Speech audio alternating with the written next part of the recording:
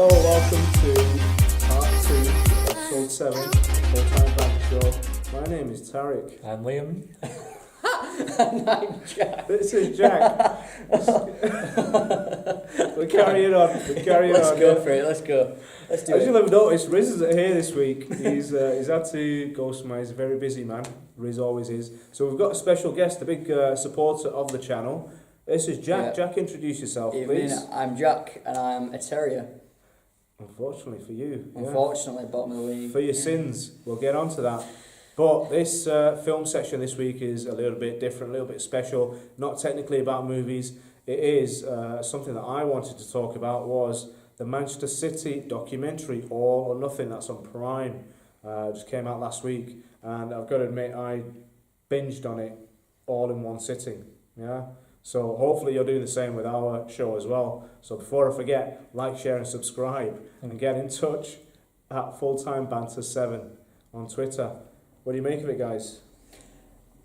Well, from the start, obviously being from Yorkshire, I was interested in the Yorkshire players because City have a Yorkshire defence with Delph, Walker, and Stones all at the back. And there was a part, I think it was like 6 minutes into the first episode. And we've got a Belgian player and we've got Spanish and we're talking all these lovely, beautiful, fluent languages, and then all you hear is Delph just belt out, just do the basics, it's simple, do the simple stuff. And it's just like, you're not doing Yorkshire any justice there, mate. No. You're a champ, you've just won the title and you've got a Yorkshireman saying you've got to do the basics. Is that the bit that you think Joseph's referring to when he says you can't buy class? Probably. Fabian Delph. Oh, he's a legend. He was funny though. It cracked me up. I loved it, but I just instantly thought, I forgot we had Yorkshire players there. Because that was it. Because they come in after a bad first half, and I thought if I was in that changing room, I'd be cracking up. Well, who are you going to listen to? You're going to listen to Company, or Aguero, or Silva, or Delph from Yorkshire. I listen to Fabian. You've got to do the basics. If you I didn't know, loved it. if you didn't know football, and someone just said Fabian Delph, you'd be thinking it's some exotic Frenchman. Yeah. Definitely. Definitely. Anyway, we're digressing. Is there anything?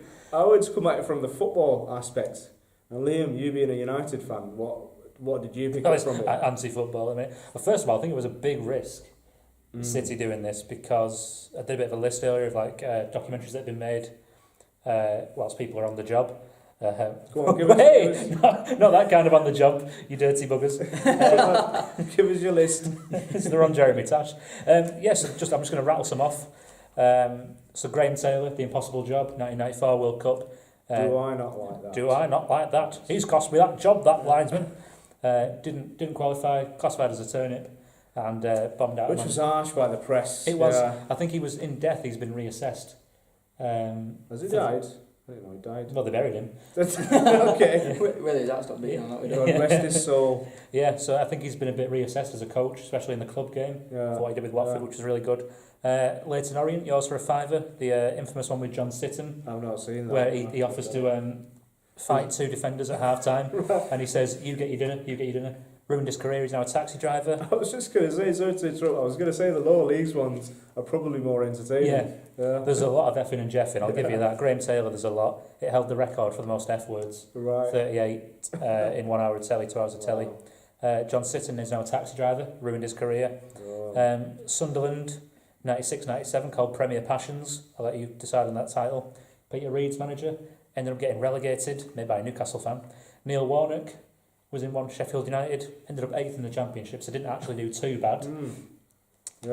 Being Liverpool, pretty embarrassing one for Liverpool as a Liverpool now he's fan. at Celtic, completely destroyed his career. 12 to 13. Hey! Knew he'd get me back. The 12 to 13 pre-season at Liverpool. That was, like I said to you earlier, that was a bit cringy, that. Yeah. Especially with the at the start, these are the three players who are going to let me down. 3 envelopes. I mean, how does that even work? He saw Gerrard and Karud looking at him going, "We've heard all this before, lad. We don't want you to care." And Get on with it. Yeah, so I think it was a very, very big risk doing that because I went very quickly there. So sorry if it was too quick. What about But they were lucky that I'm saying they were lucky it ended in a season in league triumph and records being smashed, because if they'd have finished fourth again, would the narrative have been as good? Because there was actually a City documentary made in 81 with Malcolm Ellison. Right. And he was originally City manager, left, came back, and what happened? He was City manager, came back, and they cocked up the side. Right. Players didn't work. They signed Steve Daly as a response to West Brom selling Robson to United. Right, okay. Didn't work out at all, so he left. John Bond took over. Alisson manages Palace. City and Palace meet in the Cup, and Palace get knocked out. So Alisson's knocked out by his old club. So it just shows that it could have gone catastrophically wrong. I don't think it would have done, Yeah. but it's still a big risk. It is, definitely agree with that. But I'm thinking, I mean, Jack, what do you think? Why do you think they do it? Is there not any positives for like the exposure? Because I'm thinking of like the Salford City one. I really enjoyed that one as I well. love that one. I thought that was brilliant. Yeah. I think, like you said before, lower league ones are the better ones. I thought that was great because we've like in the first episode you see the kit man and he takes you to the boot room, and then they've got a steamer for the boots. Like This is it's a different world, isn't it is. Whereas lower league, if they do that, they've probably got a bucket with a bit of warm water in Exactly. and just dump Yeah. the boots in and out like a biscuit in tea. You know, it's I really enjoyed it. I mean, I've not seen it all, but what I've seen, I really enjoyed. I think it just kind of it makes you remember that the footballers, they are people. Because I think some people forget that they're not superheroes. Yeah. That's one point I've made. I've said I think Kevin De Bruyne appears to be normal. Like I would say, he's like in the top 5 players in the world right now. But he's normal. He is just a human. Yeah. I don't know. I think people forget sometimes that they are in the same world. They eat. They are, well, they're in their own sort of bubble, but they seem closed off and they seem distant, don't they? Yeah. They don't. You don't see the human element, the human side Yeah. of them. And I think that was really funny, which I liked about Benjamin Mendy. Just absolute clown. I thought he was brilliant. Completely class clown. And, but that aside, I mean, before we carry on, if you are enjoying this, do make sure you like, share, and subscribe, please, and get in touch on our Twitter channel as well at Fulltime Banter 7. But I was going to say, with the three of us being in teaching, what I really love about Pep Guardiola, I'm a big fan of his. Admittedly, only since he's come to the country, I didn't really follow him during his playing career or abroad. To an extent at Barcelona and Bayern. But the way he's got everybody on side. And you said, yeah, fair enough, it's a big risk. But do you think, was there any part of it where they actually knew, you know, yeah, fair enough, there's a slight risk, they're not going to do as well in the league. But again, coming back to the point of exposure, the Arab owners maybe want that exposure for the club. Well, I think this is why they've done it, because Prime is available worldwide, or pretty much worldwide. You know, 90% of the modern world probably has access to Prime or some sort of streaming. If it's not on there, I'm sure it's on another device in the country. Yeah. I think it's all ideally City, not to hark back to United, but even though United can still be crap, and they've been crap for 4 or 5 years now, they're still in the top 3 teams in the world in terms of brand and development. And I think with this, and still the richest. Yeah, and I think City are hoping that this will expose them to a bigger audience worldwide. I think they hope it'll sell some more shirts. Not that they need the money. Well, to build a legacy, same as what you just said for United, isn't it? Yeah. I mean, that's what they want to do. They want to be on that. You want to have those, the platinum club, as you might call it, with like the Munichs, the Madrids, the Barças, the PSGs perhaps. And I have to admit, and you alluded to this in part 1 in the football section, that United are getting left behind a bit. And I have to bring up what I noticed, because apart from the purely entertainment side of it, I've mentioned we're all three working in education as well, and so the way that Pep goes around dealing with his players and explaining, and he said this as well, sometimes he explains the same point in 3 different ways to different types of players, because we're all different types of learners. But the point I'm getting at is this new dawn where everyone's on the same page, in contrast to what's happening at United. They've got, if you watch further on, there's regular conversations when they're talking about him looking for a defender, and there's Takiri Bagirstein and Chairman Khaldoon and Pep all just because having. I was quite surprised at the level of access that they got. You know, even up to boardroom level. Like literally I said, everything. Yeah, like Tarek is further in than we are, isn't he? But even in the first episode and the first couple, even they're talking to the CEO and the boardroom staff. And everyone's on the same page. Yeah, that's the view that is shown to the media. I'm sure there's other things that isn't there. So, yeah, fair enough. Okay, maybe I'm being naive. Yeah. Well, I think I did read that City didn't have the final edit, so it was up to Amazon Prime. They could cut and edit it how they wanted, but the only things that City went for were anything that was legally a bit dodgy. Yeah. That they said, no, you can't really show that, but I don't think City realised what the end product would be until it's come out. Like in the first episode, like when you were saying where they were in the boardroom, they were talking about transfer targets and who they wanted, and they were talking about this Benjamin Mendy. Now, I think they'll have shown that because it makes them look successful. They bought him. They highlighted he it. came, and look how great he's been. Obviously, he's been injured, but like even the 2 games that he's played this season, he's been an absolute superstar. So I think they have. I'm not trying to say that I don't like it. Like I've said, I think it's absolutely great, but they are showing the good sides. Like it's staged, I think, a little bit, Like we're being naive. I think it could be after the reality TV is not reality TV, folks. I'm just going to put that out there now. Fly on the wall. Yeah, because they could obviously, with a lot of reality shows, what they do is something will happen, then they'll reshoot it. Yeah. Then people went crazy when they realised that Love Island happened. But I think it might be the same with City. You know, like they could feasibly go back. We don't know. We're not there, but it's certainly very, very interesting, very eye opening to see a club that happy. And what about the timing? Because is it just pure blind luck and coincidence that it comes out now after last season? They've had a fantastic season.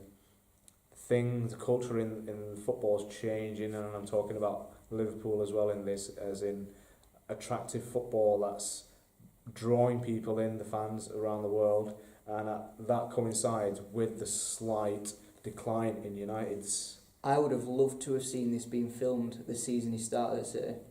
I think it would have been a completely different documentary. They've done it for the second season because I think they all knew what they wanted and the direction they wanted to go in. But I would have loved to have seen how they took to Pep when he first came in with all his ideas.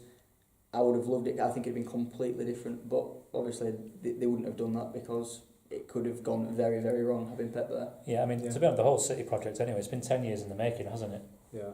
With Bergstein and all the other people in boardroom, they've been coming in from Barcelona from 10 years ago, so it's all been set up. You know, this is the last year is probably the culmination of a 10-year project, and however many years. But I was going to say you could call that foresight. Yeah, it's good planning. I'm fair play if they don't. I just wish United would do it. You know, it's jealousy. It's jealousy. This is it, isn't it? Is it a sea change? Is it the whole culture of football seems to be changing, and I'm not just talking about the top end with Liverpool, United. Whoever. I'm talking even like Jack's a Huddersfield Town fan, and even the smaller clubs, the likes of, we've spoken for weeks now about Wolves and Fulham, are trying to change the mentality of football away from the traditional.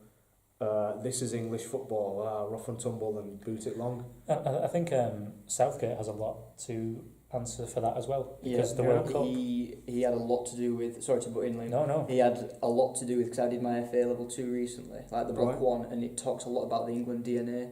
And he had a lot to do with the construction of the England DNA, which is why he's become manager.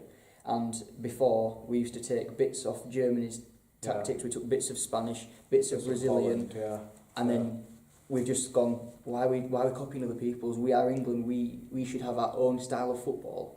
This is how we should play, and it's broken down into 3 things: in possession, out of possession, and then the transition between the two. Obviously, we're getting a bit off topic now, but I would say that is very much why. Yeah, and as well with in the World Cup with the interviews, players were really open and honest and told the backstories. I think that's played over into the City, because there's a bit in that I did not know that Aguero's wife and son was still in Argentina. And how long has he been over here now? 6 or 7 years? Something like that. Which I was genuinely gobsmacked when they said that. So it gives you a bit of an insight into what's his going mental on. toughness. And Jose is struggling with his wife in London. I'm not being funny, but she's on another continent, 2,000 miles away to Aguero. If he can do what he does, not to bring it back to Jose again. That's why they very much look at themselves as a family into City. Well, not just City, Silva, very much as a family, because if you like Aguero, and De Bruyne mentions it as well, you're with your teammates and everybody else more than you're with your family, because you're there every day training, all day, every day. If you're not training, you've got to be cooling down. You've got to be in the fitness. You've got to be in the physio room. You're like, everyone's your friend, like your uncle. Your physio would be like your uncle, because you see him every day. Yeah, it is. It's a strange insight. I think if you're not, everyone's into football, but we all have a certain view of it, I think, and we're still on the outside. So again, for me, I really enjoyed it, because as I say, through the grassroots football, been in and around City a lot and the Etihad campus, despite being a Liverpool fan. So yeah. I think though, for kids watching it, about grassroots football, I don't think kids would watch it. No. I mean, I don't know whether they have done a censored version, because obviously there's a lot of swearing in it. Pep swears a lot. Yeah, Pep swears a lot in English. A lot. Yeah. But I think good English. I know, But I think for kids it would be interesting. To watch, especially coming, because you get to see your heroes as they are. You can see the dedication, how they come back from injuries. I think it'd be good for a lot of kids and inspire mental toughness. It would, yeah. I mean, that's double-edged sword, that, because I don't know, Jack, if you saw the one a few months back on BT Sport. I did see a bit of that, yeah. No something in Mental paradise. No Hunger in Paradise? No Hunger in Paradise. No, You've got to see that. Okay. That's really good, because that comes at it from the grassroots and academy side of it, and talking about how of the players in the academy system, less than 1% will actually make it pro. Oh yeah, it's crazy, isn't it? Yeah. So maybe watch both of those. Yeah, very good documentaries. If you're a fan of football, I think you've got to see those, as well as the ones Liam's mentioned. Those are all fantastic as well. But I think it gives us, we can relate.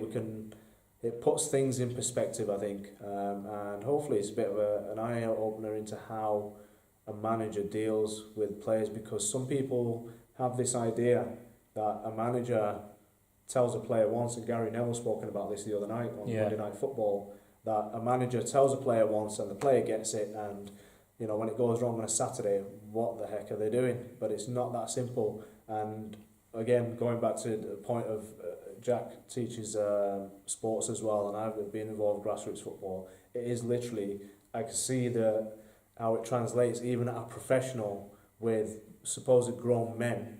It is just literally like a teacher handling kids. That's what it's like. So hopefully it'll give you a broader perspective on football and the team that you support as well. So I think we're going to finish there. Any closing statements? Go on, Jack, I'll let you go.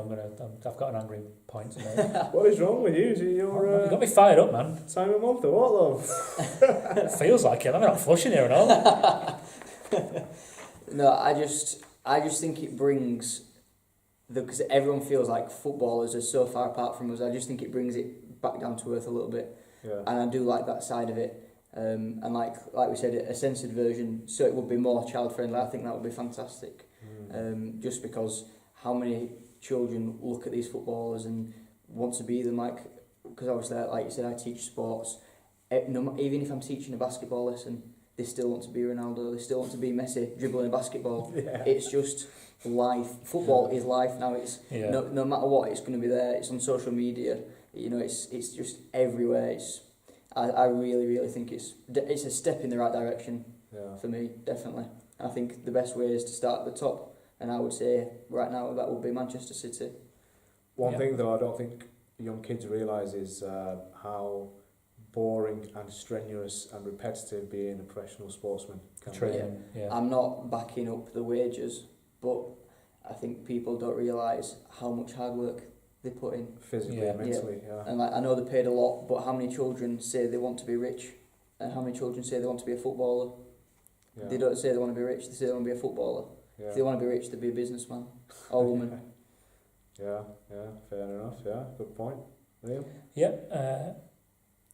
Really looking forward to, I had to watch it through red-tinted glasses, which is hard as a United fan, especially being in such a successful season for City. And so again, what? Really successful season for City. Okay. A really successful season for City. I really struggled watching the documentary after the first 4 minutes, because Noel Gallagher came on and said, City's like my first love, innit? It was like, I was into City before music, I loved City before I loved my wife. I loved City before I loved my kids. Really? Were you married at 6 with kids? No, you weren't. Well, no, that's his point, I think, isn't it? Well, obviously he's married with bloody kids at 6. You big he really brilliant documentary, but he really wound me up. And then the rest of it, I was a bit. Yeah, it took me a while to get back into it. Later on, there's fantastic. You know how bad I am with names. There's another guitarist from a band, Manchester indie band, who reels off all the famous musicians who are City fans, and then he finishes it with United have got Simply Red. It's fine, no problem with that. So they're trying to trump you on all grounds. No, as a documentary, it is very good, and hopefully more teams, more football teams, more rugby teams, cricket teams do this kind of thing as well, because I think it's important for us to see the stresses they go through, and it's very, very good. Definitely worth watching if you like football.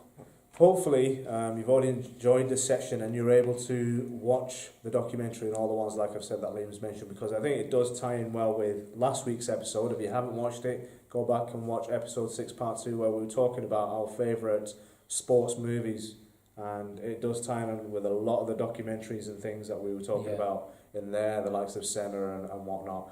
So yeah, go back, watch that. There's a lot of recommendations in there. Watch this as well. And I think that's about it for this part. We're done with part 1 and part 2. Coming up is part 3, our favourite bit, the Fantasy League. Yes, so take care. We shall see you shortly. Goodbye.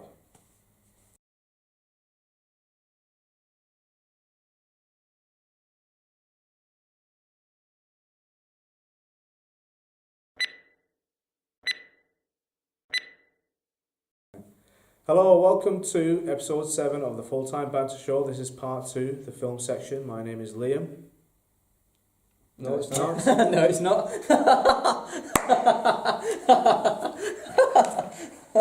That was absolutely brilliant. I was like, it's definitely not. It's definitely not. I'm waiting for you to say Terry. And my name's Riz. Should just do that one day, see if anyone knows. Oh, Jesus. I was genuinely like, what?